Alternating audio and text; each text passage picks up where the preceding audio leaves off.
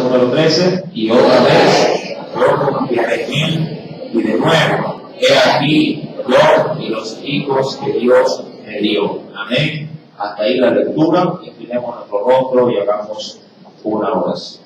Amado Dios y Padre Celestial, en esta hora nuevamente nos permites estar, Padre, a la disposición de tu palabra para poder ministrarla, para poderla otorgar en medio de tus hijos. Señor amado, te suplico infinitamente que en esa misericordia usted, Dios, hable a las necesidades, Padre, no solamente espirituales, sino también emocionales, sentimentales, en cualquier área en la que pudiéramos estar siendo afectados. Señor amado, mira pues también a la iglesia, Señor, con sus niños, mira también, Padre, a tu pueblo que se encuentra allá en la flor de Bastión y donde se predique esta tu palabra, que sea, Señor amado, de tus misericordias llenándolo todo. Ministra pues sus vidas, ministranos a nosotros, y de esa manera, mi Señor, conforme a la gracia y a la misericordia que tú nos tienes, Señor amado, que en este día tu gracia y tu poder se manifieste de manera sobrenatural. Oh mi Dios, gracias pues una vez más en el nombre de Cristo Jesús. Amén y amén. Bien, vamos a aplicar la palabra, carta a los Hebreos, capítulo 2. Recuerden que estamos dándole un seguimiento a este precioso pasaje bíblico. Ya el apóstol Pablo viene hablando acerca de la magnificencia, el poder y la gloria de Jesús, el cual lo ubica superior a los ángeles. Recuerden, mi amado hermano, de este mismo texto se ha desprendido algún tipo, o varios tipos de enseñanza refiriéndose a que Jesús, si bien es cierto, es considerado más grande que los ángeles, también al mismo tiempo, Dios lo humilla haciéndole inferior a ellos, pero por cuestión de su humanidad. Amén. Recordará que Jesús fue 100% Dios, pero también fue 100% hombre, y dentro de ese estándar, obviamente, inferior a los ángeles, hasta que se cumpliese su propósito de morir en la cruz. Ahora en el versículo 9 ya lo habíamos enseñado, simplemente lo tomé como introducción. Cuando nos vamos al versículo número 9, en la parte, diríamos casi que final del texto, se nos dice, para que por la gracia de Dios gustase la muerte por todos. Algo importante que es notorio considerar en este pasaje bíblico, es como Dios ve el proyecto de la salvación. Si quisiéramos ponerlo desde antes de que Jesús muriera, lo ve no como un motivo de desgracia, porque cuando se habla de muerte, yo creo que lo primero que se nos viene a la mente es nefasto, se nos viene algo calamitoso. Se podría decir que uno tiene una figura de mal cuando habla de la muerte, cuando alguien de pronto recibe la noticia de que alguien ha muerto. Pero bajo la óptica de la salvación, la muerte en Cristo se ve como un favor, se lo ve opuesto a la desgracia, se lo ve como una gracia, un don inmerecido, pero no solamente para aquel que lo degustó, sino para nosotros. Dice el texto en el verso número 9, para que por la gracia de Dios gustase, o que saborease, qué cosa como aspecto remarcado, la muerte, gustase, saborease. Usted no sé, pero usted creo que prepara su paladar. Si le dicen que en una reunión va a haber de pronto, comida, usted dice, uy, qué bueno, al final va a haber algo para poder, animarse, para poder de alguna manera, congraciarse. Pero en este caso, el Señor ha tenido como que al final de la vida de Jesús, el fin de la muerte para que Él la pudiese probar. Pero la intención de Dios, mi amado hermano, hizo un comentarista bíblico, hizo una pregunta. Dios se pudo haber valido de algún otro tipo de forma, método o mecanismo para que Jesús no sufriese. ¿Por qué Jesús tuvo que sufrir muerte para poder redimirnos? Mi amado hermano, y ahí obviamente esa pregunta que se hace digamos, estudioso bíblico, teólogo sí, de la Escritura, hace alusión de que era necesario de que Jesús padeciese con dolores, sí, la muerte. Porque si uno quisiera ponerse en un plan paternal, en un plan maternal, posiblemente Dios, siendo bajo ese esquema de paternal o maternal, hubiese bien dicho a su hijo que si bien es cierto ya se humillase, sí, siendo hombre, pudiese inclusive morir, pero no de la forma en la que murió, de una forma calamitosa, una forma estrepitosa, sí, sino más bien le pudo haber bien dicho, bueno, si vas a morir, pero por causas naturales, diríamos así, no vas a llegar a la tierra, vas a vivir una vida santa, vas a predicar el evangelio, la gente te va a escuchar, van a convertirse en ti, vas a ser anciano y al final vas a morir y el plan de salvación se ha consumado. Pero no fue así. Si tuvo que pagar con su cuerpo, tuvo que pagar en este caso con su propia sangre y de buscar una muerte, como ya se lo ha venido remarcando en otras enseñanzas, trágica, calamitosa, una muerte de cruz. Ahora, ¿cómo podríamos llegar a entender ese plan, sí, esa, digamos así, esa acción de Jesús en la que se lo ve sufriente, en la que se lo ve, diríamos, por necesidad, llevando tanto dolor y tanto peso sobre sí? Cuando uno avanza en el texto bíblico de Hebreos, capítulo número 2, verso 10, nos dice, porque convenía, ojo, si quiero que vaya viendo y resaltando las expresiones bíblicas, porque convenía a aquel por cuya causa son todas las cosas y por quien todas las cosas subsisten, que habiendo, dice aquí, de llevar muchos hijos a la gloria, mire, perfeccionarse por aflicciones al autor de la salvación de ellos. Ahora, en la última expresión, porque es la que quiero resaltar, hace ver a Jesús en su humanidad, pero lo hace ver como un ser todavía no completo. Porque dice la Escritura en el último pasaje bíblico, para que perfeccionase. Bueno, yo me pregunto, ¿Jesús fue perfecto? ¿Cuál es su respuesta? ¿Cuál es su apreciación? De manera, digamos así, a primer plano. Claro que sí. Y entonces, ¿por qué Dios quería perfeccionar a Jesús? ¿O acaso Él vino imperfecto, o lo que se podría entender como incompleto como hombre? Mi amado hermano, Jesús obviamente vino 100% hombre, pero el extremo de, digamos, en sí mismo de poder decir qué tan humano soy, solamente se lo puede llegar a palpar, a saborear, como lo decía el versículo anterior, el verso 9, a degustar con el dolor. Ahora, ¿cómo es esto? ¿O cómo se podría entender esto? Ahora, si uno va, por favor, y acompáñeme, si bueno, voy a leer lo que se puso aquí como referencia. Posiblemente Dios pudo haber, dice ahí, diseñado una forma de salvación, sí, en la que obviamente no se pudiera topar lo que ya he venido anunciando, el sufrimiento. Pero, sí, era conveniente para Jesús salvarnos por el costo de su propia agonía, o lo que se podría entender como su propio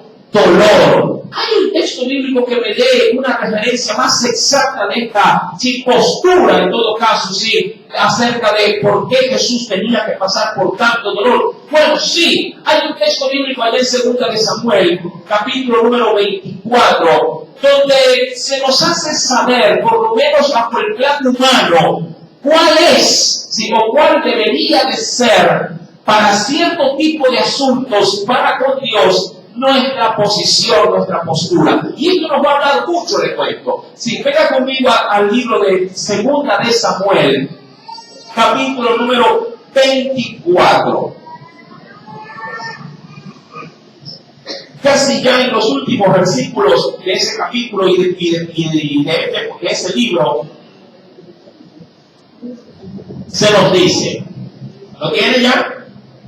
Ahora, para el contexto, como para tener un conocimiento vago de todo lo que acontece en ese capítulo, Dios había sancionado a David Sí, porque él de manera, digamos así, a manera de orgullo, sí, o arbitraria, había mandado hacer un censo. Sí, un censo para saber con cuánto poder militar o con cuánta fuerza militar contaba. Sí, aun cuando los generales le advirtieron y le dijeron: estás haciendo mal, eso no es posible, si Dios nos ha ayudado hasta aquí durante tantos años, ¿cómo vas a meterte ahora en este plan de ver cuántos tienes, si tienes o no tienes suficiente poder militar? Bueno, los generales le advirtieron, inclusive hasta digamos, lo confrontaron, pero a la larga se hizo la voluntad de quién. La verdad que dijo: no, yo quiero saber, yo quiero, como niño a veces con capricho, no, yo quiero el juguete, y le hace el berrinche en medio de pronto de la juguetería, y usted está ahí pataleando con el muchacho, y el muchacho a la larga sabe que cada vez que hace berrinche, obtiene lo que quiere. Y David obtuvo lo que quiso. Pero resulta, mi amado hermano, que ya al final del censo, Dios sale al encuentro, ¿sí? Y Dios reprocha y recrimina esta acción autocrática, ¿sí?, de este rey. Y ahí, mi amado hermano, le baraja 3 opciones de cómo poder castigarlo por esta situación. Él obviamente, si digamos en su sano juicio, David ya recapacitando por esa intervención de Dios, si elige no ser castigado por los, digamos así, por los enemigos, si no ser castigado por el hombre a través de la guerra, sino que elige caer en las manos de Dios durante 3 días. Dios envía en esos 3 días un ángel que destruye prácticamente casi todo lo que él, si en él confiaba. O sea, comienza a matar miles de hombres, sobre todo de guerra.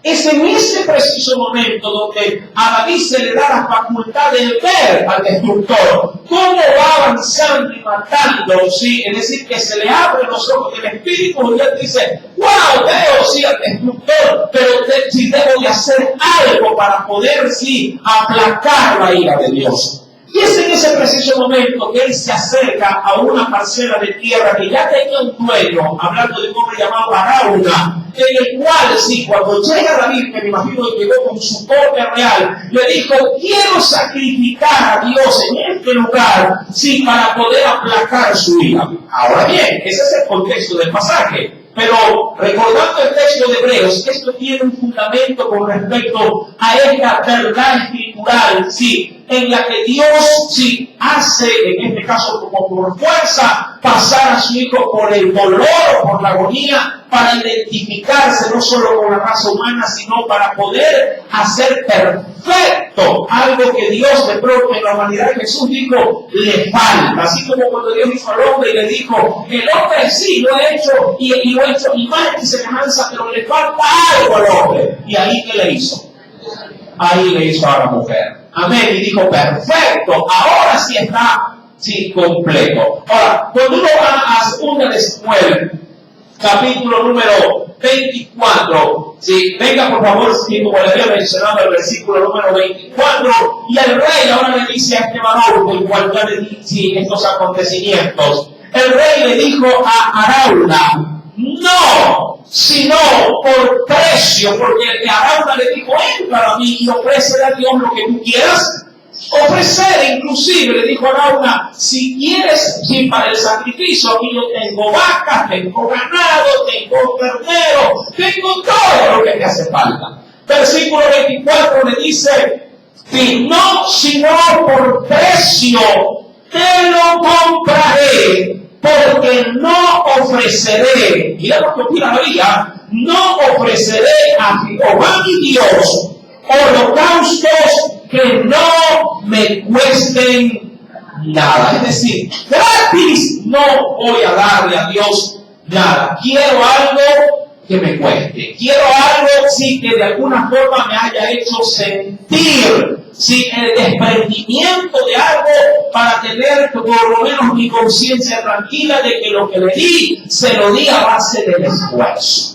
Pero esta figura, esta retórica de este pasaje bíblico, creo que calza perfectamente en la postura de Dios, pero para con el hombre. No solo que Dios dijo, bueno, voy a ofrecerles a mi hijo, sino que voy a hacerlo con dolor, con sacrificio, aceptando que mi hijo sea destrozado por los hombres, pero para que de esa manera ellos puedan llegarlo a valorar. Usted sabe bien que muchas veces las cosas que a nuestros hijos no les cuestan, tampoco no las cuidan, no la valoran, ¿verdad? Todo lo que se podría llegar a recibir, digamos así, de gratis, si se le daña como no le costó, obviamente si él, digamos, no siente la afectación, ponga a trabajar a su hijo y ponga lo que a él comienza a comprar las cosas y verá cómo las guarda, cómo las cuida y si no es posible hasta las pone dentro de un lugar para que nadie se las toque, ¿verdad? Digamos, esa es la naturaleza del hombre. Llamado Dios en su Hijo tuvo que, en este caso, perfeccionarlo en esta situación, en poder hacerlo pasar por el dolor para que el hombre, la humanidad, aprecie el sacrificio de Jesús. Mi amado hermano, pues podríamos, si retomamos por favor el texto de la carta a los Hebreos, en el capítulo número 2, ¿sí?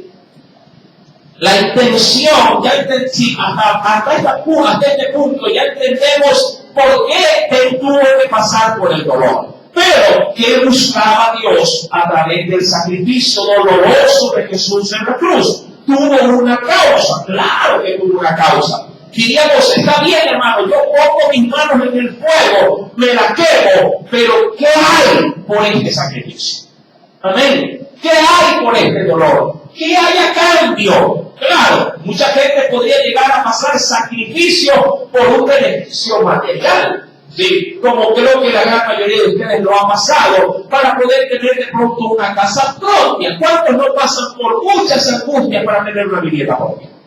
¿Verdad? Adquieren grandes deudas para poder adquirir de alguna manera un bien comunal, un bien para la familia.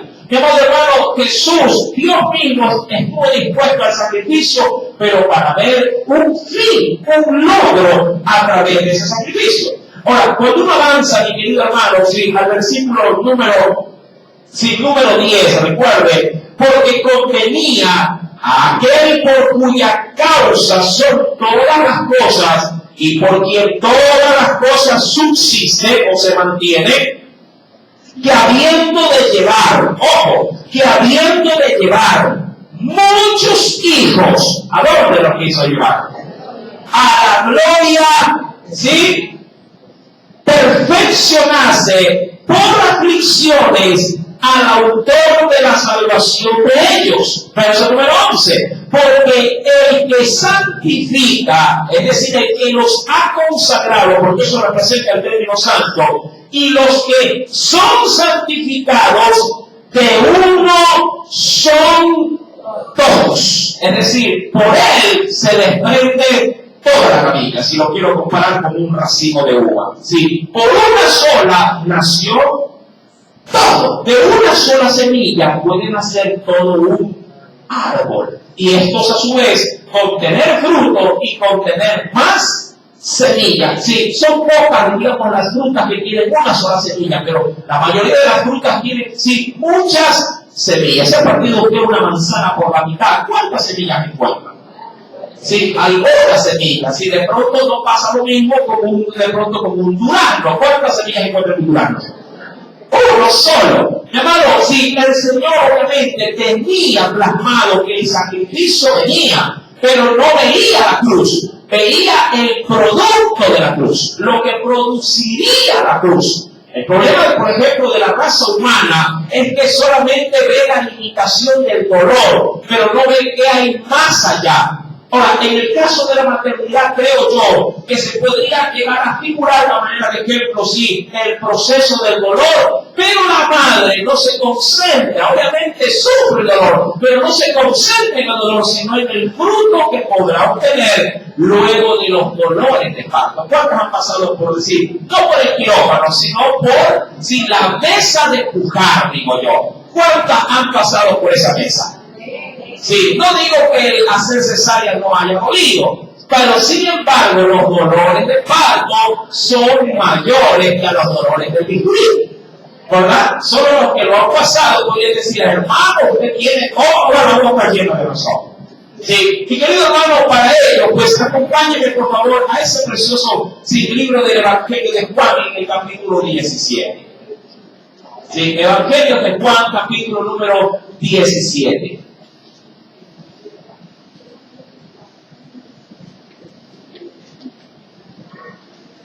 ¿Lo tiene? Juan, capítulo número 17.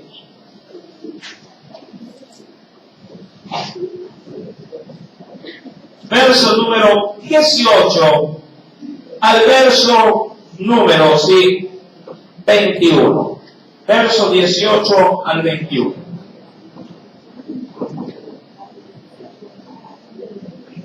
Dice la palabra del Señor: como tú me enviaste al mundo. ¿Sí? ¿Lo tiene? ¿Sí? Como tú me enviaste al mundo. Sí. Así yo los ¿qué? Yo los he enviado al mundo. Ahora, esta expresión conlleva mucha profundidad. ¿Cómo y bajo qué condiciones Dios envió a su Hijo al mundo? Lo mandó, primeramente le despojó ¿de qué? ¿De qué lo despojó? De su gloria, no de su divinidad, pero sí de su gloria. Sí, le quitó todos los atributos. Digamos, era como un rey, sí, viviendo en casa de un plebeyo. Sí, ya no había sirvientes, ¿verdad? Ya no había en la mesa banquete. Tenía que comer la misma comida digamos así, de su súbdito. Sí, ahora, eso en cuanto a los privilegios, pero también lo mandó susceptible. Allá en la gloria o en el reino, diríamos así, nadie podía tocarlo, nadie podía humillarlo, nadie podía denigrarlo, pero como hombre, todo el mundo podía hacer con él lo que bien le pareciera. ¿Sí me está entendiendo? Ahora, ojo, digo esto para que entienda el propósito también de Dios, sí, con su advenimiento. Así como él fue enviado, ¿qué dice el texto? Así también, sí, yo los he enviado. Es decir, que adoptamos hasta cierto aspecto la misma, diríamos así, naturaleza de su propósito. Muchos privilegios, aun cuando seas salvo, no vas a tenerlos acá. Muchos beneficios no vas a experimentarlos acá. Vamos a tratar, diríamos así, de vivir una vida casi que semejante a la vida de nuestro Señor Jesucristo, pero en su humanidad, en su susceptibilidad, expuestos y de alguna manera así, marcados para sufrir en este mundo. ¿Sí me está entendiendo? Por eso es que hay tanto dolor, más allá de si se es o no se es cristiano. Sí, hay una premisa en nosotros. Sí, que luego de esta vida tendremos una futura que será, será de color de rosas. Sí, pero mientras estemos acá, así lloramos. ¿Cuántos han llorado? ¿Verdad? ¿A cuántos les ha caído? Sí, desgracias inesperadas. Sí, enfermedades, robos, caídas. Sí, y no es que tengamos la seguridad de que Dios nos ha salvado y de que Cristo es nuestro Salvador. No, mi amado hermano, eso está creo que más que seguro en el corazón. Pero no hemos podido evitar muchas situaciones, ojo, que afectan allá afuera. A veces decimos, no, si las enfermedades de los egipcios no me van a caer a mí. Oh, sorpresa, dengue allá afuera, dengue acá adentro también. ¿Verdad? Sí. Allá se quedaron sin dinero, oh sorpresa, también ando sin plata ya cualquiera. Si nos robaron allá, robaron también acá. No hace mucho se nos metió por aquí ladrón. Se llevó una carta, se llevó. Sí. Mi amado hermano, tengamos presente, sí, que en su naturaleza Jesús sufrió. Ahora, lo hizo con un propósito, ese es el punto de este texto. Dice pues, avanzando, ¿no? Versículo número 19, y por ellos, ¿digo, va conmigo? Y por ellos yo me santifico, es decir, no me he consagrado obviamente a ti, a mí mismo, para que también ellos sean santificados, consagrados, reservados, dice acá, ¿en qué? En la verdad. Y cuando hablamos de la verdad, hablamos de manera definitiva y contundente, es en su palabra, su mensaje. Ella contiene la verdad, sí, de Dios. Verso número 20, el fruto. Mas no ruego solamente por estos. Hablando, me imagino que Jesús aquí donde estaba. ¿Cuál era el escenario de Jesús? Aquí en el capítulo 17. Jesús ya estaba sentado, ¿en dónde? No, ¿dónde estaba? Estaba ya siendo participante de qué en ese momento? De su gran última cena. Estaba en el aposento alto. Ya estaba degustando, mi amado hermano, sí, los últimos, digamos, bocados, sí, para luego de ahí pasar a dónde? A la cruz. Y dice en esa oración contundente, mas no ruego solamente por estos, sino también por los que han de creer en mi palabra, sí, en mí, por la palabra de ellos. Ahora, ¿a qué o a quiénes avisoraba Jesús? Solamente a los 12. Diría cualquiera, no, hermano, tanto sacrificio, tanto dolor, solo por 12. O a lo mucho por 70, o a lo mucho por 120 que habían de estar en el día de Pentecostés. No, mi amado hermano, Jesús avisoraba a la raza humana redimida. Diría, yo pago el precio, pero que el precio sí valga la pena. No solo para unos cuantos, sino para todos los que pudieran, sí, abriendo obviamente su corazón, recibir ese sacrificio. Querido hermano, dice pues el texto, versículo número 21, para concluir esta porción bíblica, para que todos sean en uno, ¿sí? Porque de ahí hemos sido desprendidos, como tú, oh Padre, en mí y yo en ti, que también ellos sean uno en nosotros, para que el mundo crea que tú me enviaste.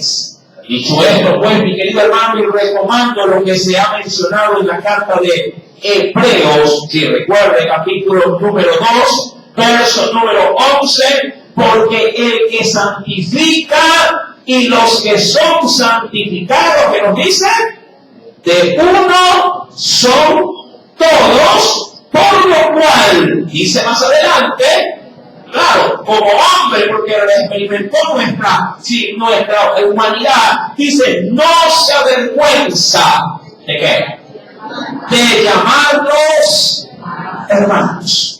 En el término, diríamos así, general, de poder ver en nosotros a un ser igual a sí mismo. ¿Sí? Él no se avergüenza de llamarnos hermano. Ahora, ¿cuántas veces sí la gente se avergüenza de llamarlo Dios? No solamente porque lo pudiera mencionar, sino porque su forma de vida no, digamos así, testifica, no va acorde a lo que él posiblemente pueda llegar a decir por su labios. Mucha gente dice, yo sí creo en Dios, yo soy un hijo de Dios, pero su forma, su estilo de vida va totalmente opuesto a lo que él pudiera estar diciendo, confesando. Ahora, en la carta de Hebreos, más adelante, en el mismo libro, allá en el capítulo número 11, Hebreos, no voy a concentrarme mucho en la confesión, de la cual los evangelios sí lo remarcan, queriéndole dar una tónica un poquito más acentuada a lo que se está hablando. Hebreos capítulo 11, mira lo que nos dice el Señor. Hebreos capítulo número 11. ¿Lo tiene? En el versículo número 14, el verso 16. Hebreos 11, verso 14 al 16 nos dice, porque los que esto dicen claramente dan a entender, hablando de ese gran grupo de, digamos así, de hombres y de mujeres que se aferraron a la fe, dan a entender que buscan una patria, o una nación. Pues verso 15, Hebreos 11:15, Pues hubiesen estado pensando en aquella de donde salieron, ciertamente, hablando del pueblo de Israel que salió de Egipto, que dice, tenían tiempo de volver. Verso 16, aquí es donde quiero llegar. Pero anhelaban una mejor, esto es, celestial. ¿Qué más nos dice el texto? Por lo cual, aquí me quiero resaltar, Dios no se avergüenza. ¿De qué no se avergüenza Dios? No se avergüenza de llamarse Dios de ellos. ¡Ojo! Esta expresión, amado hermano, tiene una profundidad bastante grande. Llamado, Dios no se avergonzó de llamarlos sus hijos, aun cuando sus hijos, cuando salieron de Egipto, donde pasaron 40 años. Yo le pregunto, si alguien de afuera de la nación de Israel hubiese visto a un pueblo viviendo 40 años en el desierto, pregunto, alguien que esté desde afuera viendo a la nación de Israel en el desierto hay 40 años y de pronto perteneciente, qué sé yo, a la nación de la India, pregunta, ¿qué nombre le hubiera puesto el Dios de esos judíos? ¿El Dios del desierto? ¿El Dios del pueblo? ¿El Dios de la nada? Siendo pragmático, viendo el escenario no desde el desierto, sino desde afuera del desierto. ¿Qué gran Dios es de ustedes? Sí, Dios del polvo, porque a la verdad los ha sacado, y eso es lo que la gente protestaba y murmuraba, ha sacado a matarlos de hambre. Bien, por eso el pueblo se acuerda que el pueblo murmuraba diciendo, pero mejor estábamos en donde. Por lo menos allá había puerros, allá habían centámeros, que no vendría a ser esto, habían cebolla, había por lo menos algo que comer. Y nos ha sacado al morir de hambre al desierto. Mi amado hermano, mire que siguiéndolo de manera muy práctica, diría cualquiera, ¡qué gran Dios! Los libró con tanta fuerza, con tantos milagros, pero para cambiarles de una realidad, digamos así, de esclavitud a una realidad de necesidad. No había ni agua. ¿Se recuerda usted? El pueblo se rebelaba por estas situaciones. Pero lo que el pueblo había olvidado, si era el origen del por qué estaban ahí en necesidad. Dios nunca quiso sacarnos de la esclavitud al desierto. Dios quiso sacarnos de la esclavitud a dónde?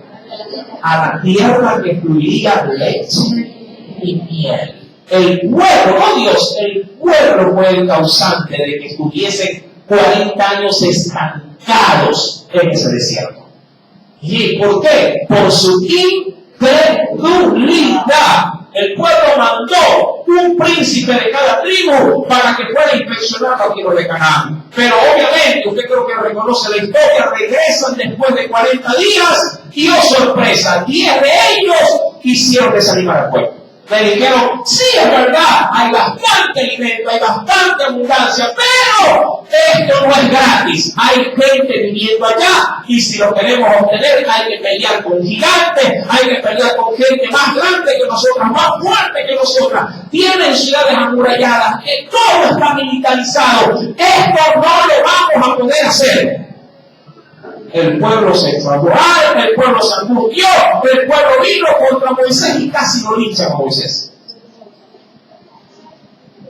Esta situación hizo que Dios automáticamente cerrara, diríamos así de manera inicial, su plan hacia ellos. Le dijo, perfecto, no quieren ir, yo voy a estar con ustedes, pero no quieren ir, perfecto, se quedan aquí.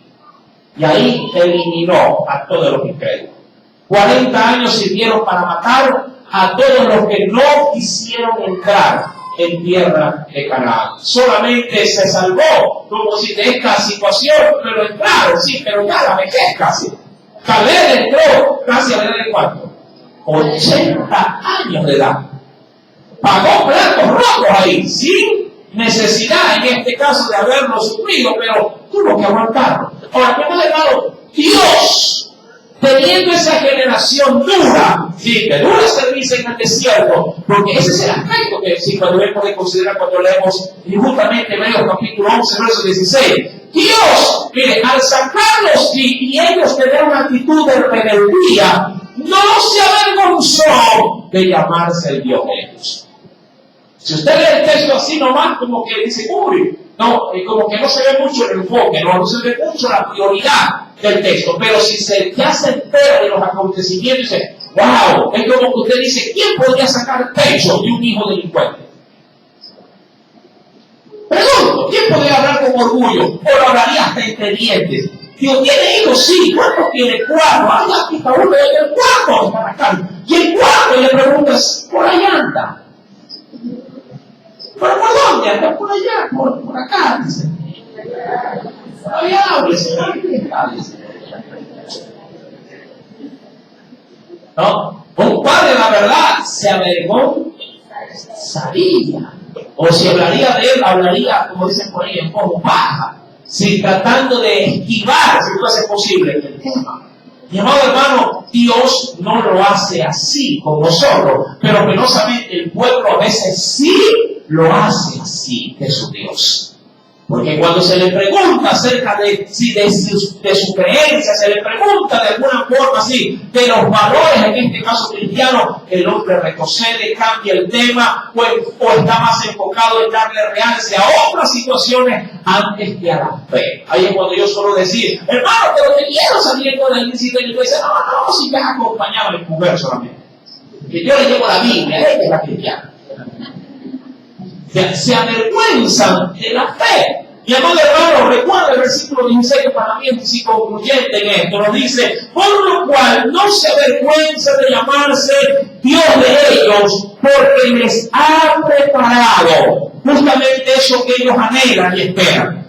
Sí, les ha preparado, que dice, una ciudad, tal cual coordina perfectamente con lo que Jesús también dejó mencionado a sus discípulos. Voy a preparar lugar para vosotros, para que donde yo esté, también vosotros estéis. Mi amado hermano, la idea es de que en Jesús, en su humanidad, estamos tan identificados, estamos tan, digamos así, en sintonía, que Dios y su Hijo, mi amado hermano, que está, pues digo yo, sí, como una especie de retrato, sí, una calcamonía, está semejante a nosotros. Y en esa semejanza Dios nos quiere tener a su lado. Ahora bien, cuando vamos pues a la Escritura, sí, con respecto a ese gran precio, pues recuerde que ese precio no le salió barato al Señor. Si uno va y me acompaña al Antiguo Testamento, allá el libro de Isaías, capítulo 53.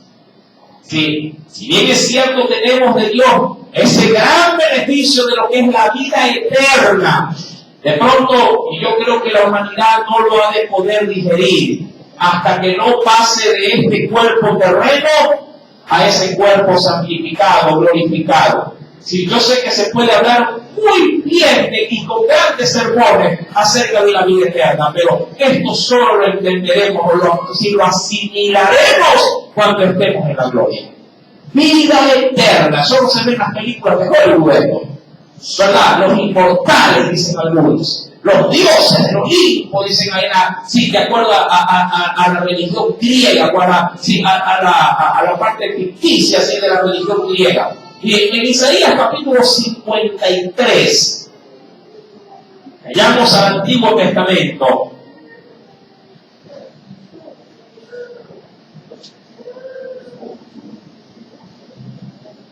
Venga conmigo, por favor, al verso 10. Se nos dice, Isaías 53, verso número 10. Con todo, ¿sí? Y ponga mucha atención a las expresiones. Con todo eso, Jehová quiso. Mira, era su hijo. Y con todo, diríamos así, lo que era o representaba para él, hablando del valor, hablando de la importancia. Con todo eso, Jehová quiso. ¿Qué quiso hacer con su hijo? Quiso quebrantarlo. En otras versiones dice, quiso quebrarlo. ¿Sí? Hay gente, yo no sé, bueno, yo no sé si a usted le ha pasado a veces en extremo. Esto suele pasar, pero en casos muy extremos. Que cuando uno a veces sí castiga a su hijo, uno palpa sí, la rebeldía Si que usted le está dando y él está como que dice, espérame, que no voy a llorar. ¿Cuántos han tenido esas experiencias? Donde uno quisiera no comenzar a cambiar de herramienta. Lo primero le pega con el periódico, no, va con el radio, no con la chancleta, y con un palo de una vez.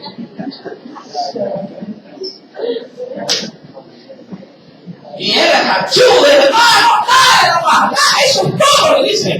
Hay situaciones, le digo, en los extremos, ¿verdad? En lo crítico. ¿Cuántos han experimentado esto? Este tipo de amasamiento. Antes le daban con lo que haya, ¿verdad? Uno le daban con todo, le daban con manguera, con cable de luz, tanques de agua, parecía, sí, parecía ¿cómo se llaman a los cautivos de los judíos? Parecían campos de concentración. Sí, yo me recuerdo tanto que yo refugía en el rincón de la cama, así, cuando hacía lo mío, y mi madre iba con la escoba y me decía, ¡sal! Con una cosa me cogía, y salía por ahí. Era terrible.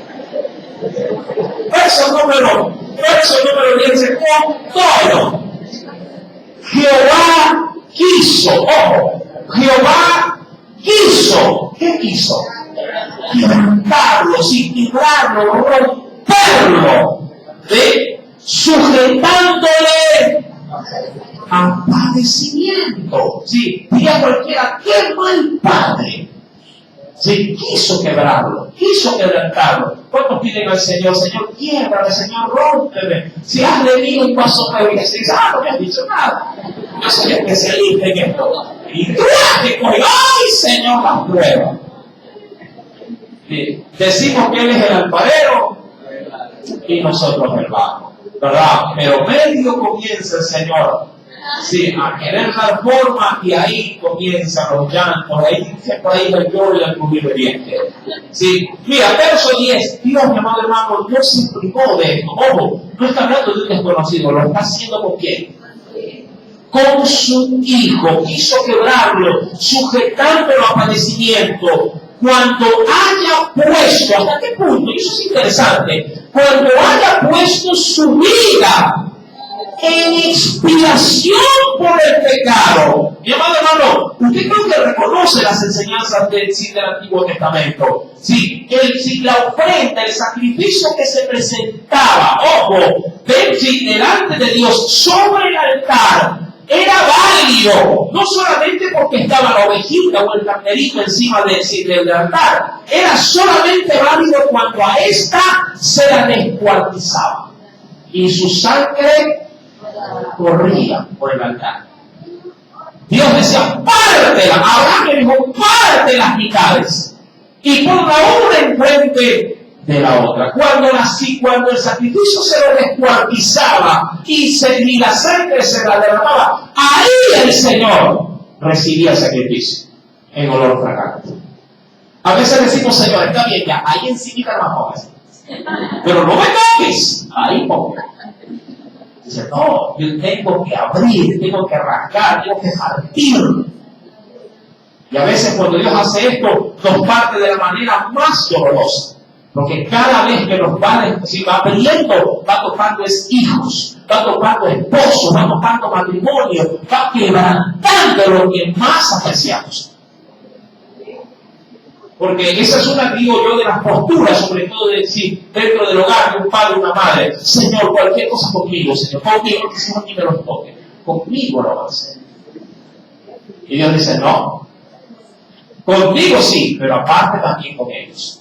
¿Saben por qué? Porque Dios quiere redimir al hogar entero, no solamente a ti.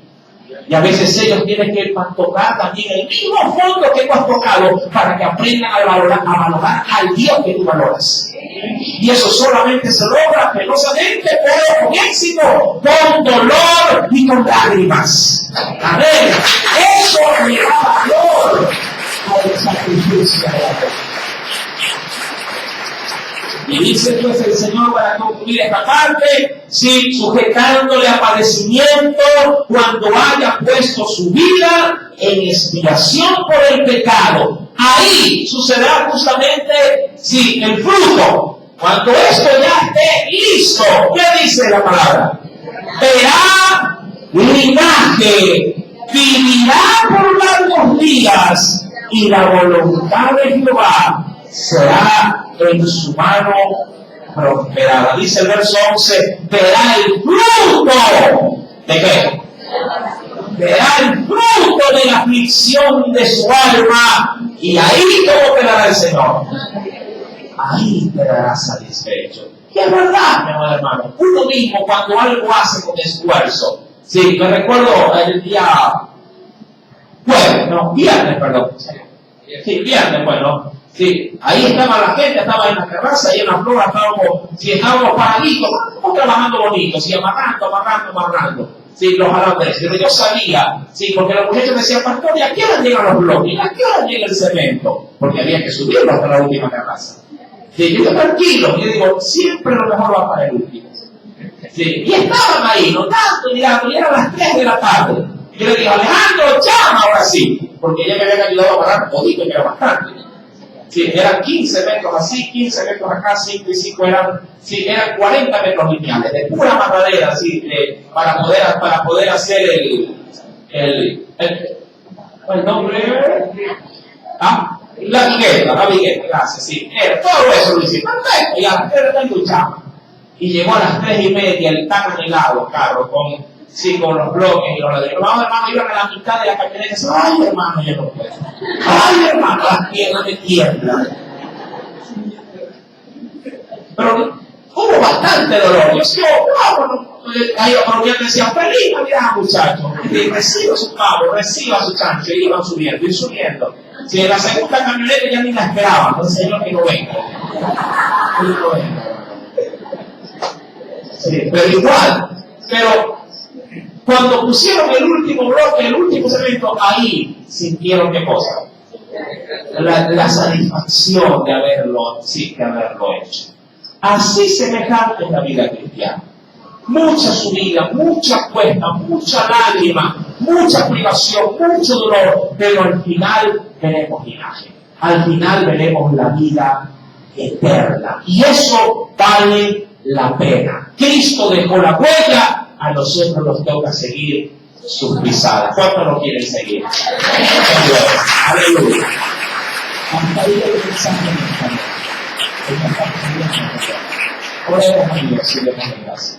Padre Celestial, en el nombre de Jesús, gracias por hacernos entender esta preciosa y gran verdad de siempre.